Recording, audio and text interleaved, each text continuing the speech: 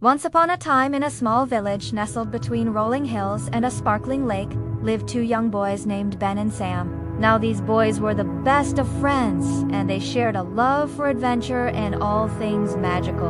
One evening, as the sun began its descent, casting long shadows across the village, the boys were playing by the lake when they stumbled upon something peculiar. It was an old weathered box, half buried in the sand near the water's edge, with sandy blonde hair. Ben had always been the curious one, always asking questions and poking his nose into things. Sam, on the other hand, with his dark brown hair and thoughtful eyes, was more reserved, often observing the world around him quietly. With sandy blonde hair, Ben had always been the curious one, always asking questions and poking his nose into things. With bated breath, they started brushing away the sand, revealing every nook and cranny of this ancient wooden chest. Finally, when they pried it open, what they found inside was nothing short of extraordinary. Tucked inside was a celestial globe, a beautifully crafted sphere that seemed to depict the night sky, complete with twinkling lights embedded within it. The boys were mesmerized, and an inexplicable urge to explore the cosmos overwhelmed. As the boys gazed at the globe, their eyes wide with wonder, they noticed that some of the stars twinkled brighter than others. Ben, ever the adventurer, suggested, "Hey, Sam, do you think those stars are real?" Sam, ever the thinker, pondered for a moment before replying, "I don't know, Ben. But maybe we could find out." His tone was laced with skepticism, but there was a spark of excitement in his eyes, nonetheless. "How could we possibly do that?" Ben asked, his enthusiasm undeterred. Then, as if the globe itself had heard their conversation, a soft, gentle hum resonated from it, and a beam of light shot out, enveloping the boys. Before they knew it, they found themselves hurtling through the air, soaring higher and higher until the earth was just a distant blue marble below them.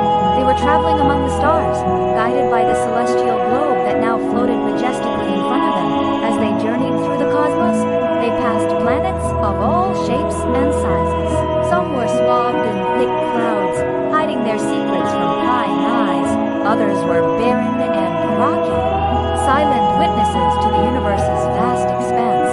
Each planet was unique, a testament to the infinite wonders of the cosmos.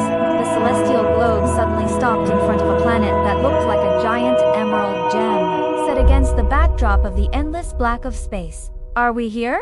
Ben asked, his voice filled with anticipation. The globe hummed softly in response, and a ramp extended from it, inviting them to explore. With a mix of excitement and trepidation, the boys stepped off the globe and onto the surface of this enchanting planet. As their eyes adjusted to the surroundings, they realized that they were in a dense forest, unlike any they had seen before. Giant trees, with shimmering silver leaves, towered overhead, and strange, beautiful flowers carpeted the ground. The air was filled with the sweet melody of unseen creatures and the gentle rustle of leaves in a non-existent breeze. Then, from behind a large tree, a curious creature emerged. It resembled a deer, with emerald green fur and large, luminous eyes that twinkled like the stars in the night sky. The boys froze, unsure of how to react. They had never seen anything like it before. The celestial deer regarded them silently for a moment, and then, in a voice that sounded like wind chimes, it spoke. "Welcome to the planet Lumina. I am the guardian of this world." The boys exchanged nervous glances. They had no idea they would encounter intelligent life forms on this magical journey. Ben, ever the bold one, stepped forward. "We didn't mean to intrude," he began, but the celestial deer raised a hand, silencing him. "It is all right," it said. "Your presence here is no accident. You have been brought to Lumina for a special reason." The boys were puzzled. What could be so important that the stars themselves would guide them to this distant planet? The celestial deer continued. "Lumina is in danger. Its magic is fading, and without your help, our world will plunge into eternal darkness." The boys were shocked. They hadn't realized that their seemingly fantastical adventure had such a serious purpose. Sam, who had been quiet up until now, finally spoke. "What can we do to help?"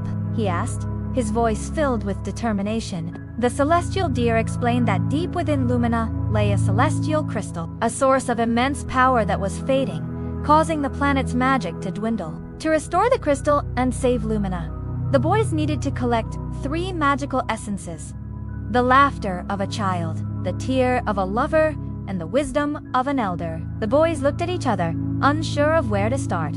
This quest seemed overwhelming, but they knew they had to try. The celestial deer provided them with some guidance, leading them to the edge of the forest where a winding path awaited. This path will lead you to the first essence, the laughter of a child. The deer said, "But be warned, the path is riddled with illusions. You must stay united and trust each other to navigate it." With a final wave of her magical antlers, the deer disappeared, leaving the boys alone on this strange and enchanting planet. Hand in hand, the boys stepped onto the path. The forest around them seemed to hum with energy, and the trees whispered secrets in a language they couldn't understand. The path led them over babbling brooks, through fields of luminous flowers, and over hills that shimmered with an otherworldly glow. At times, the path split, forcing them to make decisions that seemed to have far-reaching consequences. Once they chose a path that led them to a dark and menacing forest, only to discover at its end a terrifying creature that made them question their bravery. But through it all, they relied on their friendship, and their bond only grew stronger with each passing challenge. Finally, after what felt like hours, they reached a clearing, and in the center stood a magnificent oak tree.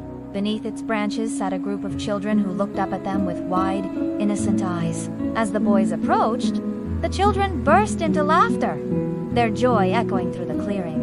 And in that moment, the boys understood. The laughter of a child was the first essence they had come for. As they watched the children at play, a sense of peace and happiness washed over them, reminding them of simpler times when laughter was the best medicine. But their task wasn't over yet. They still needed to find the tear of a lover and the wisdom of an elder. Following the path's twists and turns, they soon came across a crystalline lake. The water was so clear that it mirrored the sky, and the boys could see their own reflections staring back at them. As they gazed into the water, they saw the image of a beautiful woman with flowing hair, crying softly. The boys realized that they had found the tear of a lover, a representation of the deep emotions that connected beings across the universe. It was a reminder of the power of love and the pain that sometimes accompanied it. Their final destination was a towering mountain that pierced the clouds. Reaching its peak was arduous, but the boys persevered, driven by the knowledge that the fate of an entire planet rested on their shoulders. When they finally reached the summit, they found an ancient tree with gnarled branches that seemed to hold the secrets of the ages. As they sat at the base of the tree, they felt a surge of wisdom and understanding. This was the wisdom of an elder, a testament to the knowledge and experience that comes with time. With all 3 essences in hand, the boys returned to the place where their journey began. The celestial globe was there waiting for them, and the ramp from Lumina had reappeared. As they stepped onto the globe, it began to glow brightly, bathing the surroundings in a warm light. The crystal in the center of the globe started to hum, and the energy resonated with the essences in the boys' hands. Suddenly, the globe shot upwards, breaking through the clouds and returning them to the planet Lumina. They were back in the forest, and the celestial deer was waiting for them. As the boys handed over the essences, the deer let out a cry of triumph.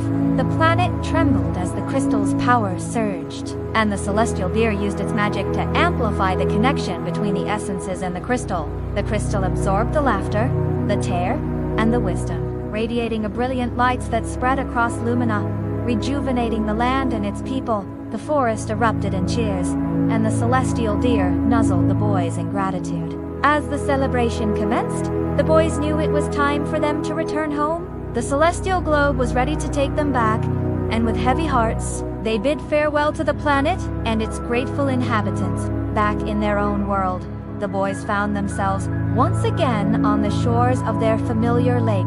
The celestial globe, now silent and dark, lay at their feet, and the memory of their incredible adventure filled their minds. They knew that their lives would never be the same. From that day on, whenever they looked up at the night sky, they saw not just stars, but a reminder of their courage, their friendship, and the magic that lay hidden within the vastness of the universe. Their tale became a legend in their small village, a story whispered around campfires, reminding everyone that even the most ordinary of lives could be touched by the extraordinary. If you enjoyed the story, don't forget to subscribe to the channel. See you next episode, my dear kids!